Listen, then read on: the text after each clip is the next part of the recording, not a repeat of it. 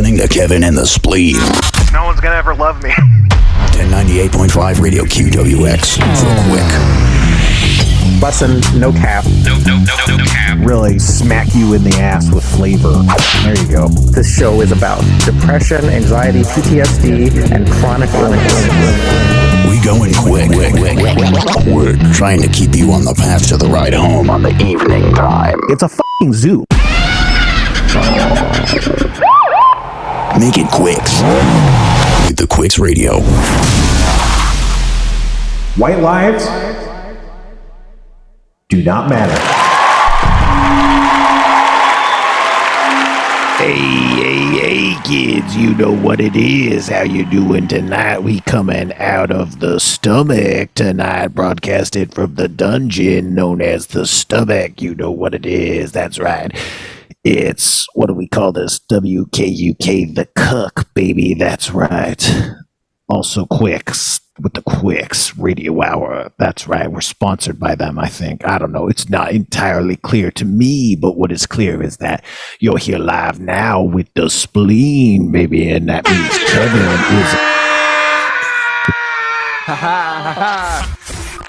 is... The best songs on the radio. This is my only favorite station.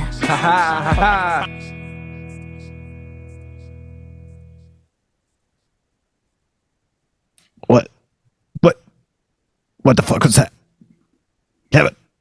Kevin, where? I can't see. Kevin, what just happened, Kevin? I can't, what the fuck was that? I cannot see. Kevin, where are you?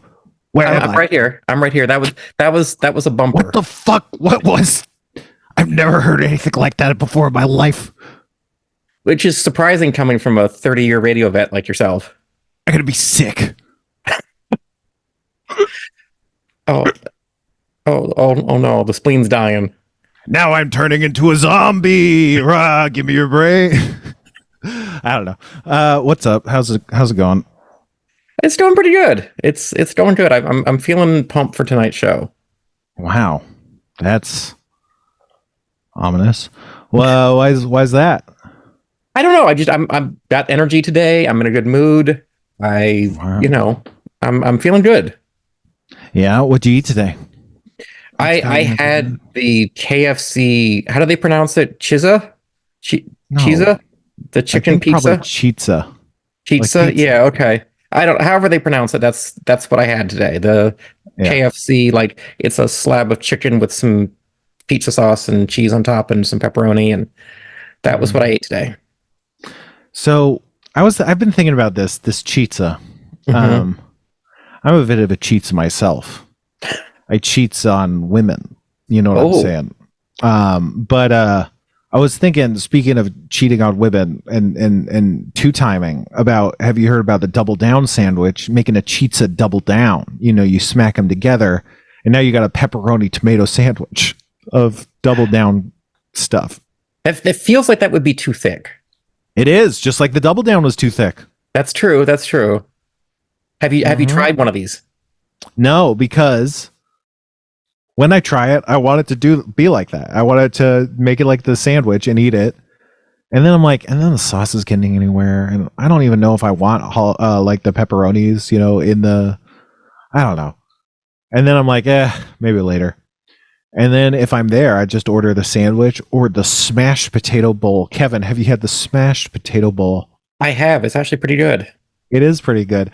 I've always been an advocate of their famous bowls. And I had a friend named Cody, and he was like, you know what? You can get the famous bowl, but you can get them to swap the mashed potatoes for mac and cheese. So they have mac and cheese, and then you can ask them to keep the gravy on it.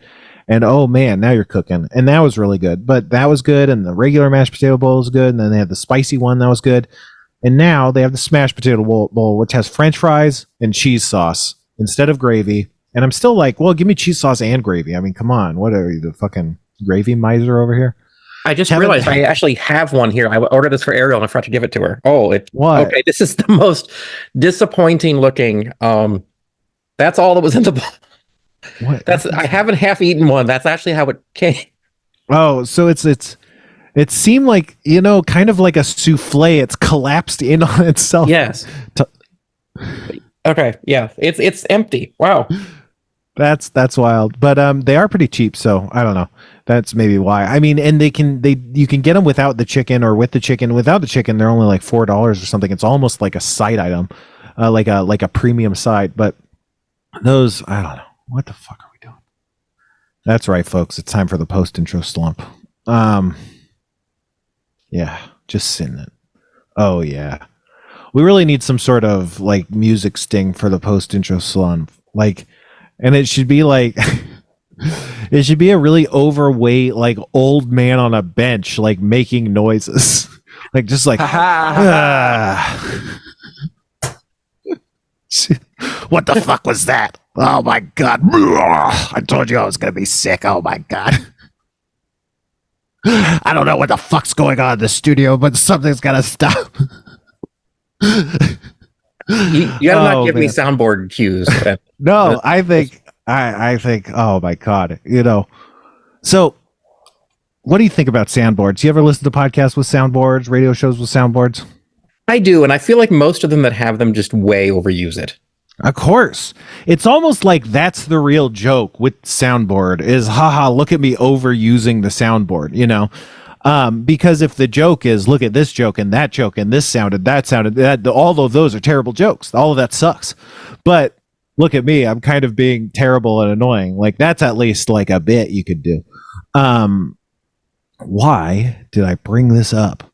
Oh, because you almost want the person to overdo it a little bit. That's like the real line is what's overdoing it the right amount. But you and me have similar judgment. You actually do it right, which is really good, like a sniper, which, we have similar skill sets in that sense. And I'm wondering, is it better to just overdo it? But no, I think you are nailing it. And I think the audience will bear that out on the good Discord as we record. And speaking of the good Discord, there's another good Discord on my Patreon, and you can join it if you sign up for my Patreon, and you can also get in the credits and join the good Discord. And I'm not bad at the Patreon. It's just doing something different than I was before. Okay. Enough of that. The podcast is good. Well, I don't know. I still miss my cat. I don't know if you were curious. I wasn't like, oh, it's good. It's good now. Now it's a good thing. I mean, I was, but there's no good way to be like, hey, do you still miss your cat? Yeah, that's not a very good question. It's like, oh yeah, I figured you would. Okay, good to know. Yeah, no, I don't know. It just sucks. I don't know, man. I'm real depressed lately. I just feel like, I don't know. Everything's just really bad. The world's really bad. Here's the thing, Kevin. The world is fucked. Have you noticed? I have actually. I have this just impending sense of doom about the future. Yeah. Okay. Communication theory. Thesis, antithesis, antithesis, synthesis, right? I don't know. Let's try it. Thesis. The world's fucked. Okay. Antithesis. But I'm not gonna fucking fix it. Are you fucking kidding me? I'm not gonna fix it. It's too fucked. Synthesis. I mean, so we're all fucked then, right? Because no one's fixing it because everybody had that thought process. What do you think? I mean, that's a fair thought. I feel like the people who go, yeah, I'm the one who's going to solve this are probably the least, the last people I would want to be solving the world's problems. Yeah. And that leaves everybody else like you and me who's like, well, there's nothing I can do. So, yeah, I think you're onto something here. I feel, and this is delusional and arrogant, and it fits with me being a narcissist and stuff, but, I often am possessed with the idea that I can fix it, and somehow it is up to me, which is a delusion and narcissism and arrogance. But it's also, think about how harmful that is. Because if I can do it, and I'm not, I got to give myself the worst time in the world about it because it's my fault that the world's like this, you know? So that's not healthy. But at the same time, I mean, realistically, I could be doing more to help solve the problem, and so can everybody else. And that kind of is the only reason there is a problem, right? But I don't know, whatever. I don't know. We were texting about this earlier, but this kind of ties back a little bit to what I was talking about, Art Bell. But like, I feel like something he taps into, and probably something conservatives tap into, and maybe something liberals tap into, and something that affects me a lot, and something that happens to people who are intellectuals or think of themselves as intellectuals or think of themselves as smart, but also happens to something about all, like something that happens to all humans in general, is like the idea that there is this answer, the idea that I can solve it, and I could come to an answer that if I then solved and worked with far enough, I could fix the world or whatever. You know, that's the biggest version of that. But, you know, the conservatives are like, if you just did this and that, I could solve the problem and everything would be good. And Art Bell and these people are like, if you just listen to me about the coming apocalypse, it'll be good. Or if you charge your intentions and fire it at the sun to deflect an asteroid, you know, then we'll all be saved. And or if you just listen to me about the alien conspiracy, you know, like if I were to just do enough braining, I could get the right answer, and the right answer will also be compelling and agreeable to me. You know, it's not just an answer I don't like. It's also an answer I do like. That's how hard I have to brain. And that'll happen by me being really smart and thinking really hard. And if other people sound really smart and say crazy stuff and I'm thinking hard enough, I might pick up on some of that. And, you know, I might, you know, and now I'm trying to brain so hard. I don't know. I kind of lost my train of thought there. But I don't, there just seems to be like shared DNA with like Art Bell. Whatever. Who cares? Anyway, that wasn't even my notes. Before I go into my notes, do you have anything off of that? Maybe I could jump back into it or something. No, I'm in complete agreement with you. You know, it's there's so many people who claim to be the saviors who, you know, not only have the solution to all of our problems, but generally will not tell us what that solution is unless we do what they want, but only they can save us. Yeah, it's in their book. You have to buy their book. And also, it's not in their book either. Like, yes, right. You have to buy their next book or something, you know? But yeah, I think I remembered where I was driving towards a little bit, which, I mean, isn't anywhere anyway. But it is good. It's a good podcast. But where I was going with it was that I feel like in this quest to, like, find answers and stuff, I think, like, there's this search for data. I don't know. There's this article about Mr. Beast, how he said his like personality was a barrier or something, and they're like, oh, it's so sad how he's like lost his identity in pursuit of numbers, and like I don't know. Mr. Beast has always been a weird guy who's sought numbers at the expense of being a person. But it's just interesting how it feels like you get lost in this pursuit of data, and you kind of forget why you're tracking data. And you're just like, oh, I just need more data and more computing power to go through the data and more data. And it becomes like, okay, all I'm going to do is get the most data, the most powerful data set ever. And then you're like, why am I getting this data anyway? And it's like, well, surely what I've been trying to do will be aided by more data. And it's like, but what are you even trying to do? And it's like, well, generate more data. And it's like, what the fuck are you doing? And it's like, oh, I've gone mad with power. I've become like a crazy corrupt wizard who's like getting high on radiation magic or something. You know, it's like I'm just doing data for its own sake. And I feel like there's something kind of capitalistic about that. If you think of data as being a resource the way money is being a resource, you could also hoard data capital the same way you hoard money capital, and you can think about data and capital and money as being similarly hoardable capitalistic resources that engender similar things.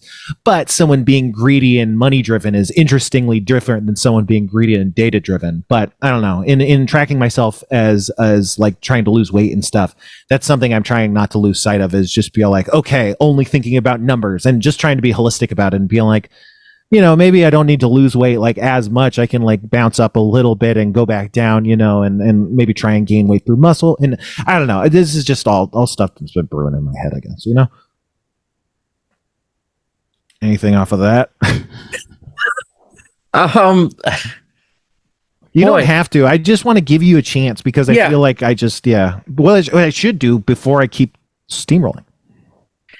No, I mean, I don't think I have anything to add to that because I'm just in total agreement with you, and that's kind of boring for me to keep saying again. But I think you're right. I think, we've become this almost data-driven economy, and that, we feel like whoever has the most data wins, but sometimes that's not true. We're getting lost in the numbers, we're getting lost in the just swarm of information that almost counterintuitively makes you make worse decisions. Right, exactly. That's the thing. Which, I mean, this is like a principle that's available. But there is such thing as too much information. It makes you worse at evaluating and decision making. Like that's something I want to say, like they talk about in business or something. Like it's important to be able to cut out extraneous information that's not going to help. Like understanding what's irrelevant for decision making is a pretty tough part of decision making. But that's part of it, and that's something that humans naturally have to learn to guard themselves more and more.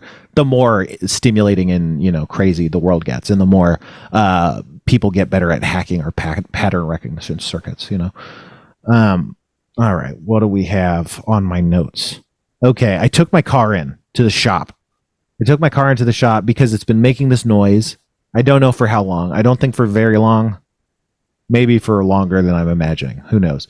But they looked at it, and it turned out like something was shorn, torn, ripped, snapped in the suspension. It was like the sway control bar or something, the sway control rod, tire sway, I don't know. And so it's a part that I guess breaks, and it breaks before the more serious parts of the car break, and it doesn't cost very much to fix.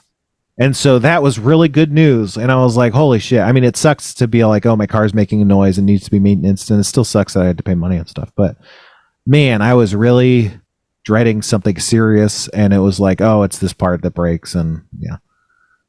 But they were also like, oh, they also identified a noise coming from your driver's seat.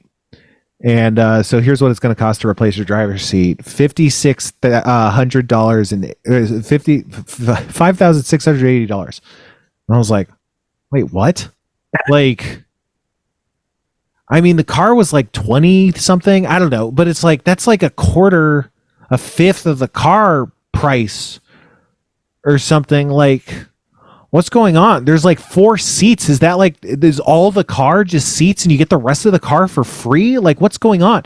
And the guy was like, yeah, they're just really expensive. And I was like, I mean, okay, yeah, but what's expensive about it? Is like, he's like, yeah, I don't know. It's just really expensive. And I'm like, okay, is the passenger seat that expensive? And he's like, no, that one's cheap. I'm like, okay. And I'm just like, I'm trying to put this together because I don't know. It's like there's a heater in it, but there's a heater in the passenger seat. There's the automatic mover thing. I don't fucking know. I don't know. It's just insane to me. And they just flagged it because it was making like a creaking noise. Like, because if you sit in it, it goes, like a couch does when you sit in it, like upholstery shifting. I don't know. Which is probably old. There's probably something wrong with it, but it is a chair. It's not the suspension of the car. It's I'll get a cushion or something. It'll be fine. But that was an interesting situation. It was an interesting bill to look at and be like, well, wait, what am I even looking at? But hey. Okay, so here's you got anything off of that, Kevin? I mean, I'm guessing part of This that is sucks. probably This is a bad format choice. Go ahead. Sorry. Go ahead. the labor behind that is probably very expensive, especially the driver's seat, because the steering wheel can be in the way sometimes. I owned a car where to get the driver's seat out, you would take the steering wheel off, which was complicated. And I'm gonna guess the driver's seats are the ones that wear out most often because you always have a driver, but you don't always have a passenger. So, pulling used seats from junkyards and stuff like that, you're going to run out of the driver's seats before anything else. So maybe that's why the driver's more expensive than the passenger, but I'm just guessing here. I'm not a mechanic. Yeah, I think that makes sense. Yeah, other than that, like, it doesn't seem substantially very different than the passenger seat, but who knows? I'm sure the passenger seat is more expensive than the fucking back bench, or whatever. Anyway, everything is good. And everything is good and my life is good. Anxiety and other people is what this note says. So, okay. Something I've dealt with in the past, talked about, is narcissism. And I feel like I have narcissistic tendencies, and I've dropped that to an extent. But the thing is, like, I think of myself as a good person. And part of that is because I think about other people and my impact on other people, right? I'm like, oh, I don't want to speed. I don't want to rear end this person. I don't want to get too close behind this person. I don't want to go too slow in front of this person, etc. I'm just worrying about my impact of other people and deciding, oh, that makes me a good person. But the thing is, like, that's just anxiety. That's not necessarily being a good person. It's just I'm worried about what other people might think. And so I'm making all these decisions based on anxiety in the hope of avoiding some, problem because of trauma or whatever. And that's different than caring about other people. And it's not to say I don't care about the people, and it's not to negate the idea of caring about other people, but it's just not, because it is focusing inward by means of projecting outward. And so it feels like you're focusing outward on other people, on other people's feelings, but in fact, you are worrying about yourself and somehow being self-absorbed, self-interested, and like kind of self-motivated, and it's not really caring about other people's. It's born of like a selfish desire to not have a problem or whatever. And that is a bad way to be, because it's exhausting and you're expending this energy thinking you're helping the way you come off to other people, and thinking you're helping other people by diminishing yourself and wasting energy doing this. And by focusing on all this stuff and focusing on yourself through these actions and neuroticisms, you're creating barriers between you and creating an actual relationship with that person.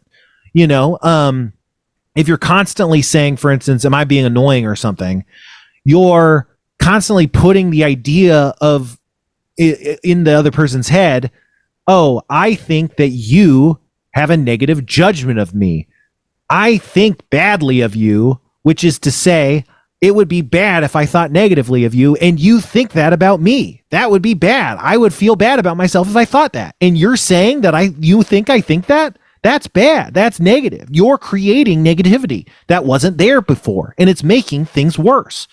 And so, yeah, I think I am a good person. Not to say I'm not a good person, but I think a lot of my math trying to make that all work, and also a lot of math about me being a smart person, is just anxiety. And it's me like clinging to anxiety and putting it on a pedestal and saying it's something that has value, when really it's mostly a disease. Part of it is who I am, but then a good part of it is just like human glitches, human viruses and things we just have to deal with and reboot and get by and deal with despite, and I've been thinking about that more and more lately. I don't really have like a takeaway or like an agenda, like a way to use this knowledge, but it sucks to realize, I guess.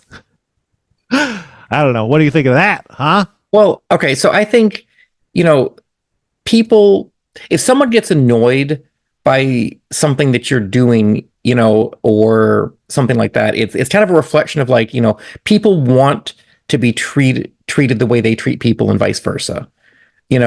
If someone is mad about the way that you're treating them, that reflects on how they want to be treated and how they hope that their perception of being a person shows up to them. So if you look at how somebody is anxious about something, like, you saying to me, hey, am I being annoying?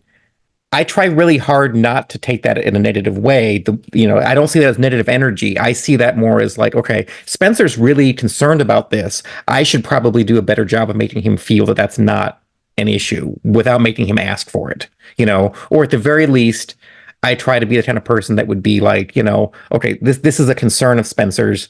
I should get ahead of that so that he doesn't need to ask me that in the future and things like that. But I recognize that the vast majority of people don't do this.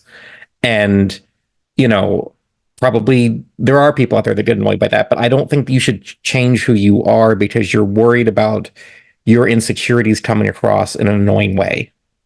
Does that make sense? Yeah, for sure. Which brings me to my next topic is that we have to nominate Kevin to be the next Buddha, I think. We found an enlightened being on Earth. No, that makes sense. I think that, yeah, I get what you're saying. You don't want me to change myself. I agree to the extent that there's things about me that I think are maybe not healthy to me, but are a part of how I come off to people. And to the extent that they like me, that's part of why they like me. And maybe it would be better if I wasn't like that. But that also might make them like me less, but I don't really care or whatever. It's fine. I'd be fine with that. I think there's like something, I don't know. But at the end of the day, I think it's just like, the idea of being present, right? Right. Like it's important to be present. I think it's not like you're not necessarily giving what you need to be giving to a healthy relationship if you're always being anxious like that, because it takes away your ability to be present, which hypothetically the other person should deserve, which you can't necessarily deliver that to them all the time. But in general, I don't think that's like something that is conducive. Whether or not it's like how harmful it is, whether or not it is harmful is another matter. Depends on the circumstance. But it's more like that. It's like I'm denying myself an opportunity to be better rather than it is the way I am is broken. I don't know. Maybe I'm just convincing myself that I do think like the way I am is fucked up and broken. So, there is some of that. But at the same time, I do recognize it comes back to like your greatest strength is your greatest, or your greatest weakness is your greatest strength pushed too far. Obviously, my brain is a huge part of everything, my whole deal. But when that pushes too far, it becomes overthinking and worrying. It becomes, wow, I'm so smart. I have all the answers and it's up to me to fix the world. That's when it starts to break down. And that's something I can work on without having to abandon, myself as a smart person, perhaps. We should call this podcast Guys Getting Healthy and or Guys Smelling Their Own Farts, I think. One of those or both or that title could be good. Well, let me ask you a question. So, yeah, you said that, you sometimes feel like, you have this desire to ask for people like, hey, am I being annoying or something? Sure. Yeah. Are you also really annoyed by other people being annoying? Like, is that one of your pet peeves? And are you trying to avoid doing something that really bothers you? Kind of. I'd say generally no, but things that bother me about people are when they aren't what I call courteous. And you might say courteous is defined by all of my neuroses, Okay. But it's like people being careless and in ways that I try not to be careless, if that makes sense. Which, who's to say that the ways I try to be thoughtful even matter to other people? But I think it can. It just depends on the person for sure. But it, I don't know. Oh boy. Okay. I wrote down some stuff that was just fucking like funny words. Like, mostly I write down like little, I don't know, not even stories, but things that spur thoughts that I could talk about on the podcast. But I wrote this stuff that's just like almost just shit to say. But okay, so I've been the Sixler for a long time online, and no name has ever really stuck out to me or like been like a reason to change names. And I think the Sixler is still like the main one. But I had the idea for another username or whatever that I feel like would be like worth making. And it's probably taken already by a bunch of people or whatever, because it's not super original. That's one of the reasons I like the Sixlers, because it's never taken, because no one has ever like thought of that ever, for whatever reason. But the name is Cofferoni, like pepperoni, but coughing. And there's no joke. It's not anything. It just, I don't know. It's just Cofferoni. That's all. I don't know why, but something about that is like, yeah, I could be Cofferoni. It's like, yo, what's up? I'm Cofferoni. Or like, playing a video game. It's like, oh shit, Cofferoni just killed me or something. I don't know. Cofferoni. That's all. Why did I even write that down? Go ahead. I thought maybe you were spelling it like coffee, Cofferoni. Let me write that down. I'm looking at it written down, and to me, it looks a lot better as like cofferoni. I think when it's cofferoni, it doesn't look necessarily like coffee. So then you don't go like, what even is that? It's hard to interpret as a word. It's interesting. I like writing stuff out and then looking at it because I feel like looking at the actual words is different than like saying or hearing or I don't know, whatever. And it's also like a username is, it's more like written words than it is like a said name anyway. Speaking of which, Yizmia writes, I like on camera, it looks like Spencer's shirt says, I'm a dad. What do you think of that? Isn't that weird that it kind of looks like that? It does. What does it actually say? It actually says, I'm a dad. It does say that. That it says, I'm a dad that runs on Jesus Cornhole. There's a lot going on in that shirt. Jesus Cornhole. There's a lot. It's a lot of layers. Okay. So there is another shirt that exists that's almost exactly like this shirt, but it says, I'm a dad that loves Jesus and cornhole.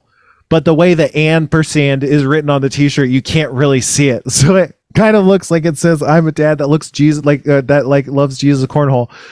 And so someone made a shirt that just didn't have the ampersand, and that's this shirt. And I was like, this shirt rocks. I'm going to get it. And I think I have two of them, and one's really small and one's like normal size. I don't know. But yeah, I'm a dad that runs on Jesus cornhole. That's what it is. Thanks, Yizmia. Okay. Cofferoni. Okay. Here's another thing. Okay. I guess I should set this up in a different way.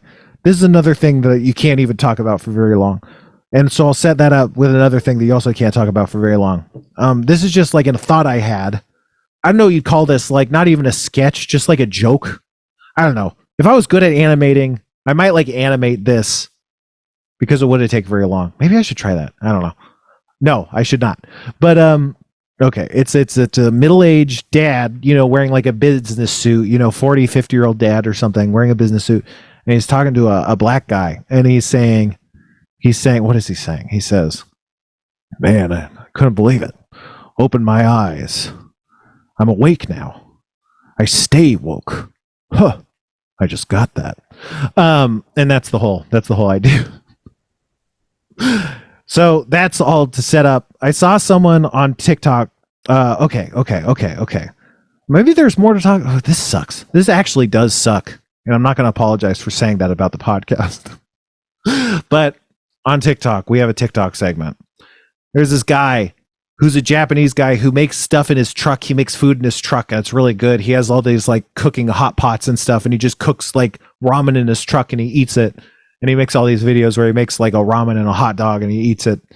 And they're really good. And sometimes he's been occasionally making videos with these women who I think are just Japanese social media influencers, because he's pretty big on TikTok. So it's like, what do you call it? A collaboration or whatever. And so, but he's a trucker or he's in a truck or whatever. I don't know. And so he did one of these and people kept saying like, oh, that's a lot lizard. That's a lot lizard. Which a lot lizard is like someone who sleeps with truckers or is like either a prostitute or not a prostitute, depending. I think they're usually what you look it up. I don't care. I knew what this was, and it's been a while, and I've forgotten. Anyway, so I was watching that, and that made me have the thought to leave a comment, but the comment got deleted because I get a lot of my comments deleted by TikTok, and they keep telling me that my accounts could take action against my account, and I'm like, I hope they don't, because I don't want my account deleted. But I left this comment, and it said, if that's a lot lizard, call me scale cunt Lubins. So, I don't know. I don't think that can be the episode title. I think we'll get in trouble. But I feel like we couldn't get away with that one. We've pushed the envelope a few times, but I think that's probably a little over the line. Mm-hmm. But we can say it in the episode, which seems strange. Yeah, I had an idea about a podcast. It's a podcast because I want to do a podcast. We talked about watching stuff on the podcast, or doing a Patreon series where we do that. But like I do, and maybe we should just switch this podcast over. I don't know, just talking out loud. No decisions, it's fine. Talk amongst yourselves. But I had an idea. I want to just do a podcast where we just watch anime and talk about anime. It seems like it would be great to just watch anime and talk about anime, because I watch a lot of anime and I don't talk about anime. And you don't talk about anyone because then you have to tell people about anime that you watch, and they're like, "You fucking watched that?" And then you're like, "Yeah, I didn't. It's not my. I didn't come up with this. So don't like. I'm not endorsing any of this. It's not because Japanese. It has a lot of embarrassing stuff because it has a lot of. They call it fan service and stuff. But there's a lot of what you'd call Japanese tropes that if you did them in America, you'd be arrested. Like, and it's just very commonplace. And so it's very gauche and it's not within our culture. And I'm not saying it's not good. Like, it's very rapey. It's very sexist, you know, there's racist stuff. There's transphobic stuff, you know, it's not good in a lot of ways, but you know, I watch a lot of stuff and I'm not like, hey, this is morally good. This is the kind of morals that I approve of. So, you know, I don't know, but it's just weird. It's weird to talk about stuff to people if they've heard of the anime. They're like, oh my god, you know, I don't know. It's just embarrassing. And it would be good to have a podcast where you just talk about anime. And what do you call that podcast? Well, there's a lot of podcasts, or there's a lot of animes about high school, and anime is for nerds. And so I had the name, and this is maybe a bad name, but the name, and maybe it's taken, I don't know, but the podcast name could be Otaku High, because then it's like Otaku High School. And also you could do it and be high, and it could be about like, oh, it's stoners like watching freaking anime or something, you know, it's like stoning being high and being anime. And you know, that's the idea. That's all. Something to think about. What do we got? Okay. So my cat died. I don't know if you guys heard about this. Around the time when my cat died, I read this article by Tally11, who is a writer with it used to be a Substack, but now it's like not a Substack or whatever. You know, Substack loves Nazis. And so she wrote this thing that was about Icarus, and Icarus is a Greek myth, you know, Icarus is a Greek myth. It's a very famous one. Daedalus was a great inventor, and he had a son named Icarus, and either Daedalus or Icarus made the wings, and they made them out of wax, and I think they also made them out of feathers and wax or some shit. And Icarus flies, and he can fly with the wings, and then he flies too close to the sun melts the wings, and he falls and he dies. And he dies. And Daedalus loses his son to his own invention. And so the article was about that, and there's artists that have painted it, and their paintings like have different kind of, I don't know, you might call it artist takes, because art is about stuff. And so, you know, the takes are about different stuff, but they're kind of depicting a bunch of stuff, like pastoral scenes, very peaceful, serene, big scenes depicting lots of different stuff. And lost amongst all this stuff is like Icarus plummeting out of the sky, or Icarus just hitting the ground or something, like Icarus being dead, Icarus in peril. And you know, you look at the paintings and stuff, and it's striking because it's like, what are the artists trying to say or whatever? And you know, there's a farmer, and a farmer doesn't seem to notice that Icarus has fallen. He's really far away. And there's another really far fisherman. The fisher's maybe closer, but the fisher's like reeling in a fish or something, you know? And so it's like, what is that saying? It's like Icarus is dead. Icarus has fallen. A father's lost a son. And the farmer's plowing, and the fisherman's catching fish. And that's the world, huh? You know? Kid's dead. No one fucking cares. You know, and there's different takes to it. A kid's dead and no one cares. No one can hear it. But also, a kid's dead, and what are we to do? The fisherman has a boat. Is he supposed to go get it? It's not going to bring him back. What's the farmer supposed to do? Look at it? It's just a dead kid. What's that going to do? Look at the dad? Watch the dad cry? That's not going to fucking do anything. Farmer's got to work. He's got to make the money. He's got to fucking get the harvest. The fisherman's got to make money. He's got to get fish. You know? Like, we all got to make fucking money. Also, Daedalus has to make money. His son just died. He's still got to fucking work too. You know? Like, the whole world's going. Also, the fisherman's son probably is dead. You know, and the farmer, he just lost his wife. You know, everybody's always dying. And no one's noticing. And we're just walking by each other. And we're fishing. And we have to go to work. And they have to go to work. And the dead person doesn't get to go to work anymore. And someone has to fill in for the dead person that doesn't go to work anymore. It's fucking insane. The world is fucking insane. I don't know. It's crazy. I don't have a thesis. I don't have a takeaway. It's just, I read it and it really struck me, because it's like, yeah, man, it's like I'm going through this and it's just a fucking cat. It doesn't matter. And it does. It's the most important thing. I don't know. I'm sure there's a lot of people relatively close to me that wouldn't hit me this hard. You know, I don't know. Like, I don't know. And it's scary to think about stuff like that. It just is crazy. And also we're moving into a time where art isn't necessarily going to have intention. You know, where a philosopher isn't going to look at a painting and have a thought and wonder what an artist was thinking when he painted that, and wonder if his thought was, well, the fucking farmer has to work, and well, it's too far for the fisherman to go, and the fisherman's in the middle of catching a fish. Or is he like, that's the cosmic tragedy, why is no one looking? Why isn't anyone crying for Daedalus? Why isn't anyone helping? You know, what's the question? But we're moving into a world where there's no answer, because the answer is, I don't know. A machine made it because numbers said so. And so we're going to be watching stuff, and there's going to be an audience who, because there's always been an audience that's watched stuff and not had that thought, because those people are the real robots. You know, they don't actually care what society is. And those people are going to look at this stuff and they're going to laugh, and they're not going to care. And they're not going to look at that photo and not think about, you know, oh, I wonder why an artist did that. They're just going to go, oh my God, technology is amazing. And those are the same people we have to sell television to and movies. And those are the same people who vote, you know. And then there's people that look at art and wonder like what the art is, you know. And we work a lot with AI, and I don't know, I'm a lot more apologetic about AI. And I don't know, it's just, the world is really strange, and mostly, I don't know, I don't like it. But it is amazing. You can't say it's not amazing, but not good. And I would like it to be better. But I'm not going to fix it. Are you fucking kidding me? Anyway. Well, what should people do to fix it? What is the fix? It's political involvement. I mean, it's the plan. It's joining the cult. You know, we got to come up with the plan. But yeah, no, I mean, realistically, you know, when Trump got elected, there was the indivisible guide about how to understand political involvement and get politically involved. And I think if I could, you know, if I could awaken people, what I would awaken them to is, it's not that politicians are bad because they're not doing what you want. It's that you're bad for letting them do that.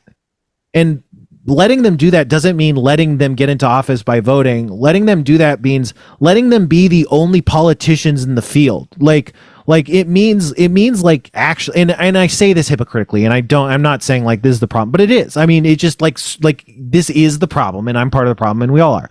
But it's like, it isn't voting. Someone, I don't like vote. Like, voting is the closest to wiping your ass.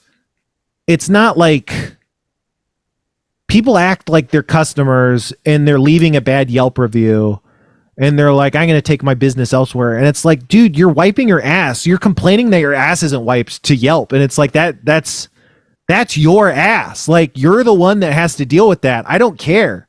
If your ass isn't unwiped, you're the guy that suffers. I got to go to work, you know, and people think it's like, no, it's curtains for you. And they're like, no, I'm a politician. I'm rich. I have power. People give me money to execute my power. You don't have power. You have a dirty ass and you will die from it, you know? And so it's like, we need to understand that that's not what voting is. Voting is just wiping your ass. Like, you think it's like being a citizen. Being a citizen is volunteering. Like, being a citizen is mutual aid, and being a citizen is running for office. It's not necessarily running for Congress. It's running for city council. It's running for school board. But it is like a lot more people being a lot more involved, to the point of people who shouldn't and don't want to become politicians becoming politicians, because then there will be a politician that's not the bad politician to vote for. You know, and obviously this does happen. It's a gross simplification. The structural policy blocks out all of this stuff. But if enough people did it, it would be different. The only reason it is the way it is because right now enough people want it this way. So, you know, that's why it is this way. That's the beautiful thing about humans. There's nothing we can do that more people can't undo. That's simply the case. You know, nothing human. Like, you could blow up the world and then you couldn't necessarily tape the world back together. But anything that humans establish can't be broken by humans. Anything humans break can't be established by humans. So like, that's it. It sucks because the answer is, I have to fix the world. Yes. Yes, you do. I do. Everybody has to have that answer and realize that and then take steps. And that sucks. But that, if I could wave that wand, that would be the wand, because that's the truth that no one wants to admit. And everything that people feel kind of falls downstream of that, it's kind of like the underlying truth that they don't want to accept that leads them to everything else. And me too, because I don't want to I don't know. I mean, if I could find a job for a political group, that'd be one thing. But the volunteering, then you don't get paid. I gotta make money, So yeah. Anyway, I don't know. I would feels vote like for the you. podcast should be over. Thanks. I would too. Maybe someday. I don't know. Now you know what, Kevin? Now that Google is broken, maybe I can run for office because my hair is bad.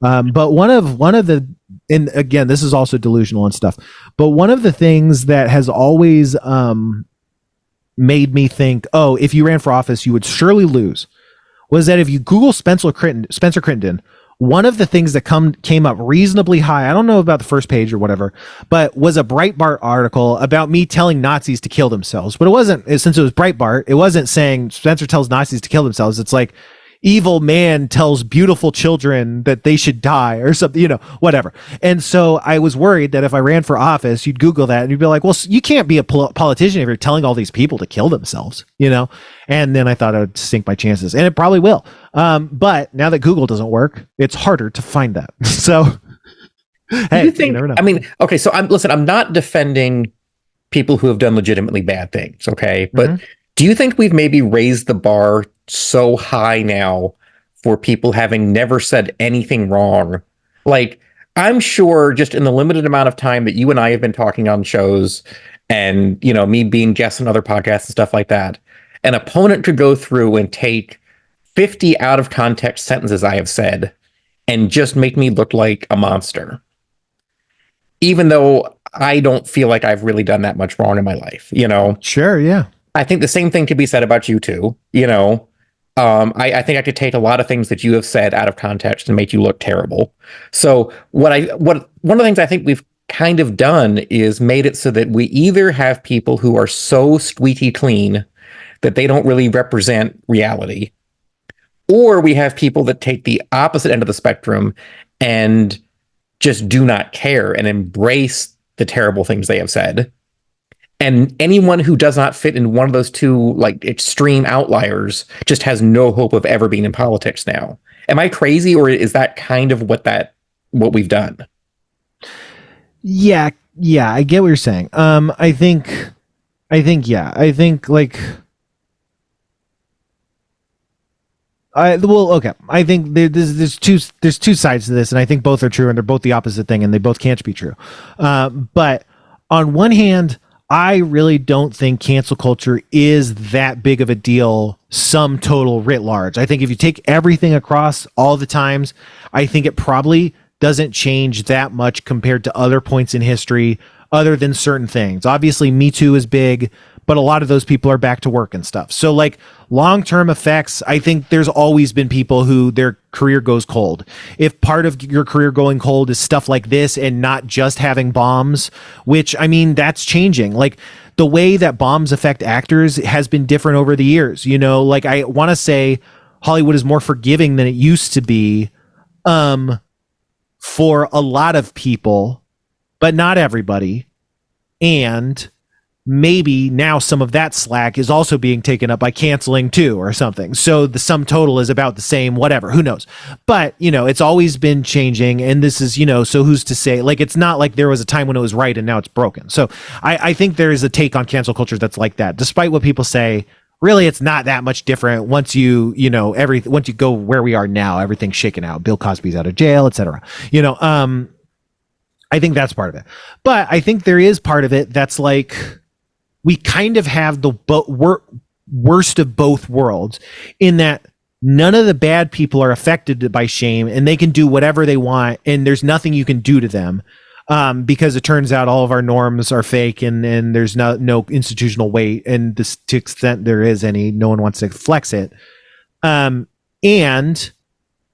then there's a lot of people that are afraid good-naturedly of getting in trouble and either restrict themselves or find themselves in the line of sights of people trying to police overzealously that end up catching people that aren't doing stuff too bad or aren't hurting people too bad. Or, cynically, there's people, again, on the right who are using this as cover to snipe at people, and other people aren't really caring. So it's kind of like a missing middle. And what you want is the middle, and what you have is the edges, which is the bad people aren't affected and the good people are fucked, which is an opposite of what it was hypothetically before, which is the good people aren't affected and the bad people are fucked, right? So I think that kind of is happening, but I also think that's part of like the pendulum swinging and swinging back and stuff and finding a new balance too, but but again, I do think that's why I think they're both true, is because I kind of default to the reality, which is like a lot of the people I really talk to don't adhere to what in my mind is a set of woke principles that I want to publicly espouse and endorse and generally believe. But maybe not every single thing. Maybe I have thought a woman was fat in a way that in my mind that sounds wrong, to think a woman is fat is fatphobic or something, whatever, there's this or that. But generally, even then, it's like, I get the idea of a society that's better because people aren't thinking like that. So I can get on board with that, even if I stray from it. Right. So there's that,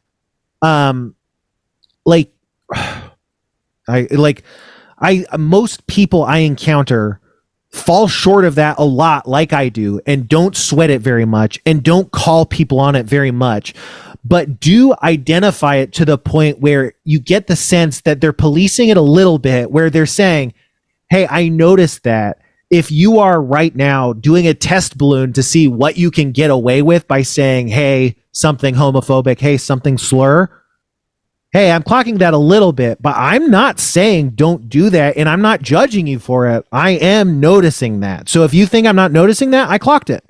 But I'm not punishing you, and I'm not saying anything that you could turn around and say, man, I don't know about this. It's like there's nothing anyone could complain about, but I'm calling it out.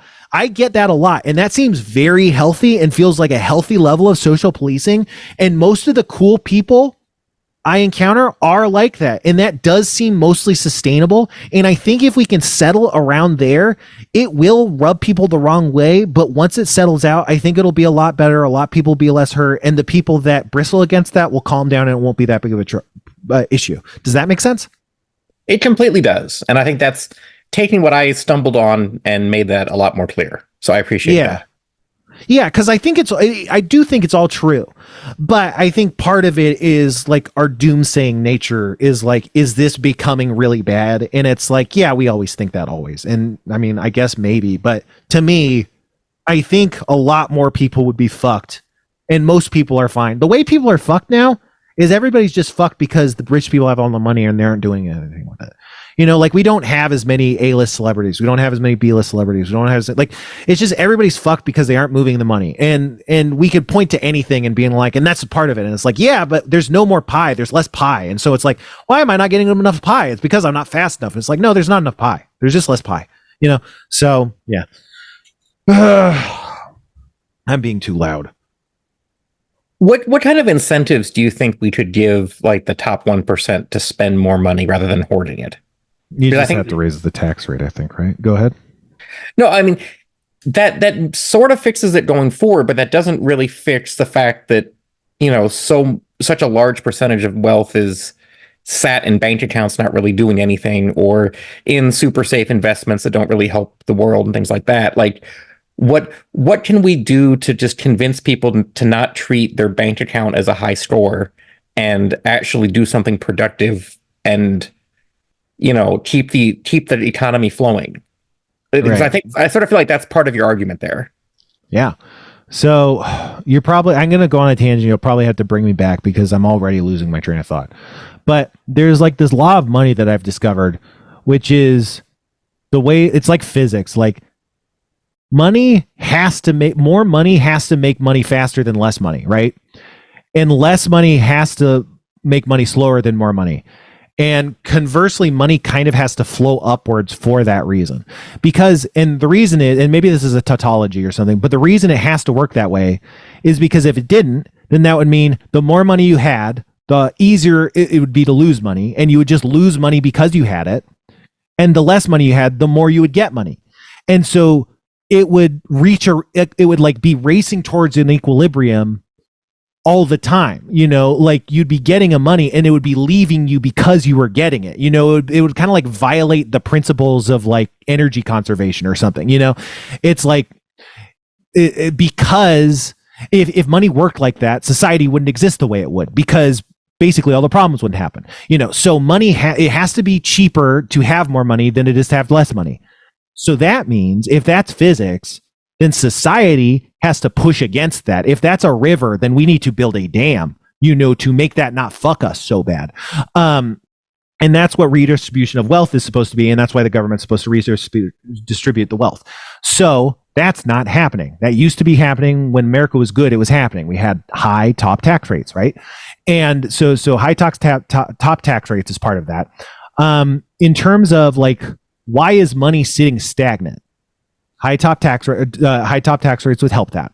Another thing that's why money is stagnant, because businesses don't spend it, right? Large on-hand cash reserves. That has to do with interest rates, right? Isn't there like some monetary incentive to like hold money, and there's a way to flex and change like the incentives where I think it has to do with like investing or something. Like if you make money by saving money because interest rates are high, then it's more expensive comparatively to spend money. It's cheaper to save and more expensive to spend. But you can change those dynamics through fiscal policy so that saving kind of loses you money to an extent.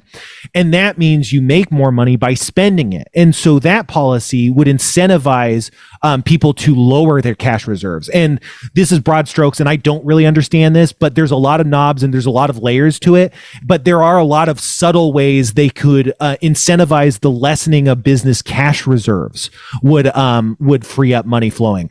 And another big thing is generational wealth. We do not tax the transfer of generational wealth to the extent that we did. So that we used to. So rich people give all of their money to the poor people. And because of the natural physics of money, that means the money keeps going there. So when this generational transfer takes place, we have to tax it pretty heavily there, because as the money continues to flow into that big balloon that's being passed to the sun, we have to cut off a huge chunk of that balloon, as it will be reinflated by the natural velocity of money, right?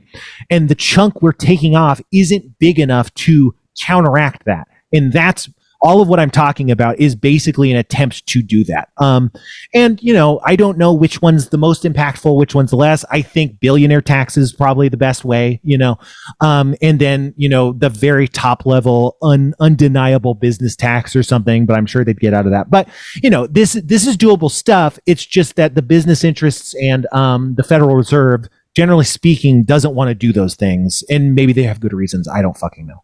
But is that an answer? I don't know. I think that is, and I think that's pretty insightful. Aren't I a genius? Isn't that crazy? Or everything I said is nonsense, but it sounds pretty good. I could be Jordan Peterson. I mean, come on, right? I would vote for you. Yeah, and if I had a staff of people that actually understood this stuff, and they told me how it worked, and then I could talk to people about it publicly. Holy shit. Right? Yes. I just need a haircut. Anyway. Without going into too many details, like, some of my company's clients are some very high, like well into the top 0.1%, individuals. And nobody I know in that circle would be opposed to paying more taxes. I think they all feel like their tax rate is way too low. But at the same time, none of them are going to voluntarily pay more if their peers aren't going to do it. So that's why we need politicians with spines, which our current Democrats aren't, but most random fucking people are. which is why they just need to do it. And that is happening. It's happening more. And if it doesn't stop and we don't get too discouraged, I think that will someday win us the day. But we can't just rest on that. I feel like I cut you off anyway. No, you're 100% right. I think, for most people who, employ a housekeeper, their housekeeper pays a higher tax percentage than they do. Mm-hmm. And that's just the most messed up situation I can imagine. And that's the thing, is that like there's so many facts that you could say about the world that would almost reduce people to tears. And you could just say that and be like, I really think that if enough people were like, I don't want that, we could stop it. So, hey, let's all do this, huh? You do it too, but I'm doing it right now. I think that's a good pitch. And that was kind of AOC's pitch. I don't know, like the like her progressive caucus and whatever, like that was generally their pitch. It's been good. Like, people are starting to turn against them, but I think a lot of that's our natural like loser mentality, honestly. Yeah, nobody wants to be the poorest billionaire. Thanks, Charlie. Go ahead, Kevin. I cut you off. No, a lot of people, I think, just do not understand tax brackets, and we've done a very bad job of explaining them. So when somebody touts out that, oh yeah, the highest tax percentage is now this, everybody instantly like thinks that applies to everyone, which it doesn't. So that I think is really hurting us. And I also think there's this mentality among a pretty big percentage of the country of like, they all are just like temporarily embarrassed billionaires, like they're all one day going to be in the situation where they're going to pay that rate and don't want to. But I counter that with the people that I do know who are in that situation who would be fine with paying that rate. So it's just very frustrating to me to see that we keep getting into this situation and aren't like, we're just shooting ourselves in the foot over and over again. Yeah, I think, people say that like Democrats want it this way, and I don't think that's quite the case. But I think the thing is, Democrats have a lot of deep flaws. And I think that Republicans are really good at exploiting them. And they're so good at that it makes it feel like Democrats are doing it on purpose. And I guess it's possible they are, but I really think it's, again, listening to Art Bell, and he's like yelling about like it looked like there was in like the midterms, I don't know which year of Bill Clinton's term, but during the midterms he like lost the House and Senate. Democrats lost the House and Senate, and so Art Bell's like yelling and like going off about political stuff. And I just like hearing it. I was hearing like the same shit I've heard like years and years later, over and over and over and over and over and over, and being like, man, and this is just a guy organically saying this like 20 plus 30 years before. And it's the same thing I'm hearing now. And it's like, it's basically like, sure, you've attained political power, but we don't want you to use it. So it's not fair. It wouldn't be fair for you to use it. And how unreasonable for you to use it. And just because you're using your power that you won when you elected, that's a pretty good, shouldn't you resign? At the very least, I think journalists and people should be asking if he should be resigning. And it's like, and then it gets Democrats in their own head. They're like, oh, fuck, dude. Like, what? Like, maybe, oh my God. And we did like lose these. And it's like, look, you have power. Use your power. That's it. You have the power. You're going to lose the power at some point. You either use it or you don't. If you lose the power without having flexed it, you might as well not have had power. So you have the power. Use the power. Don't be afraid of losing the power because you've already lost the power. You're never going to have the power. You have it now, use it, right? But I just think that's a character flaw. It's a character flaw that I have. It's it's overthinking. It's worrying about stuff. Another thing that Art Bell said is he was really mad because one of the things he was mad about and that he was yelling about Clinton and he was calling him Fidel Castro and stuff was there was like an immigration thing, and they were like, oh, we want to ban immigrants or whatever, and they're not enforcing the borders or whatever. And so, that's, again, it's a perennial concern. And you talk about that today. And so he said, like, the problem is that Democrats' compassion is mindless and endless. And then he hit the lightning bolt sound effect, like the thunderbolt sound effect. And I was like, Crow! And so it's like a, kind of like a mic drop moment. And it's like, okay, yeah, but that's maybe true. But if you go, okay, so what's the mindless and endless of Republicans, right? And it's greed. Would you rather have the government be mindlessly and endlessly compassionate or greedy? Because those are the options. And he's mad that they're too compassionate. And it's like, yeah, but you're too greedy, buddy. And it's like, yeah, those are the pitches. And it's like, yeah, that's what Democrats' problems are. That's why they're so bad that we have all these problems, because their compassion is mindless and endless and they fucking beat themselves up and do stupid shit. But hey, that is better than mindless and endless greed. It causes me problems all the time. I wish I was harder, but that's life. I don't know. That actually kind of circled back better than I thought it would, because the podcast is good and I'm good at doing it. Have you thought about that? Yes, I've thought that you're good at doing this. Repeatedly.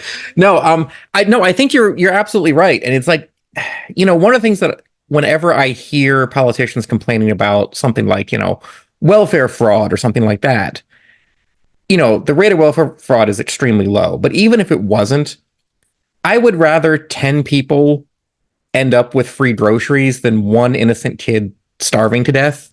I don't care. I would rather us be compassionate than greedy. I would rather pay a little bit more in taxes and have a few people abuse the system than have innocent people harmed. If that's the price of it, then that's the price of it. I think what you're saying is true and good, and I think a lot of people believe with that. But Democrats have a messaging problem, right? And I think what you're saying has a messaging problem. And I think what you said is part one. I think, hey, if someone's child doesn't starve to death in the streets, I am fine paying a little bit taxes. So that's part one. But here's part two. But guess what? It's not going to cost us more money, because the whole pitch of democratic politics is that if you do this stuff, you actually save money, because science and history and the way other countries are working and living right now has proven that to be the case. And if that wasn't the case, then we don't have a reason to be pushing to be in office. But that is our whole argument. So let's make it, right? Jesus Christ. Alex Kaufman writes, hey, Spencer, is Kevin's deal that he has his life together? What's that like? Have a Riri day. Boy, do I have my life together? I don't know. There's times I feel I do, and there's times I just feel like everything around me is just pure chaos, and I'm just floating along with the currents. Mm. But I mean, I feel like I probably have more stability than the average person does, and I've reached a happy part of my life. So yes, maybe. I don't know. What's it like? Again, it's hard to judge, because this is just what I know. Yeah. But I don't know. I guess I have my life together, but at the same time, it doesn't always feel that way. Mm-hmm. So that's what it feels like. Is it feels like not having your life together? Interesting. Yeah. I don't know that there's any situation where I would be where I'd just be like, yep, this is perfect, because there's always, even if there's nothing wrong, there's just something more to do. I guess that's interesting that, I think you're right that when people say has his life together, that implies some amount of perfection. Although I do think having your life together doesn't mean everything's perfect, obviously. It just means, I don't know, you have 70+% of I don't know, something. Who even knows what? But yeah, I don't know. I know I'm miserable and I hate my life, and I don't like it. And I don't know what to do about it, because the world's bad and I'm not going to fucking fix it. What would you define as having your life together for you mean? If I had a stable job and didn't rely on a roommate, I think that would be good enough. Or if I had a stable job and a partner, I think that would be good enough. Or if I had a partner and not a stable job, I guess that wouldn't necessarily feel like having my life together. Yeah. You feel like once you had those things, though, you would stop there and be like, okay, this is my happy spot? Or would you still feel like, okay, now I need this? So to me, the having your life together isn't a finish line. It's like a bar. You might call it like a middle class. If you're lower class, you might not have your life together. So it's like you have to have so many things before you get to that. And I don't have any, I would say like any of those things. I think I have experience, talent, and skill. And everybody has that. I don't think my experience, talent, or skill are specialized enough to really edge me out, through degrees in anything. Like it's just like I'm smart. Like I have trust in my brain. It's not like I'm qualified. I don't have a degree like you do or whatever. I don't know. I don't. So that's what I have. And I have a car. I don't have a cat. I used to say like things I have a cat. Like that's going well for me. So I have a car. I have an apartment. That's a nice apartment. Although I can't afford it. Yeah. I have a Patreon. That's nice. I have a podcast. That's all I got, I have relationships with people, I guess. But yeah, that's not enough. If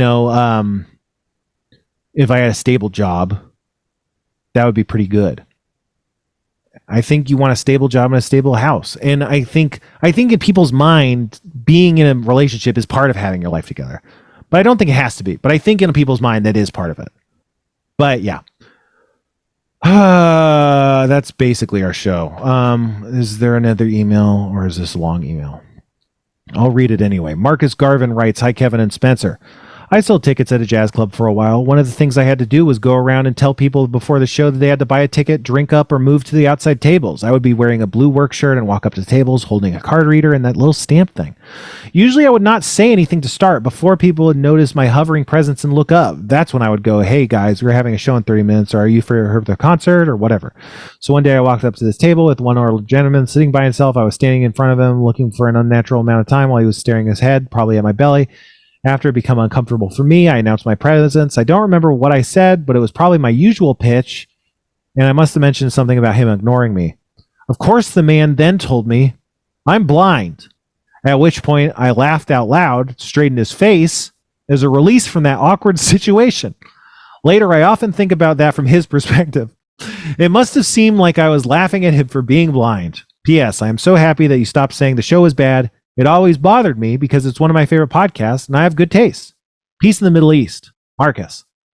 Thank you, Marcus. Yeah. That's the thing. That's what I mean. Is like I feel like it makes people not happy if I say the show's bad, and that's why I want to stop. And that's also what I'm talking about with the fucking anxiety. If you're constantly saying, "Oh, you must hate me, you must hate me," you're putting that on. It's the same shit. Full circle. Good podcast. Mic drop. Same thing we do every time we say a podcast. By the end of the podcast.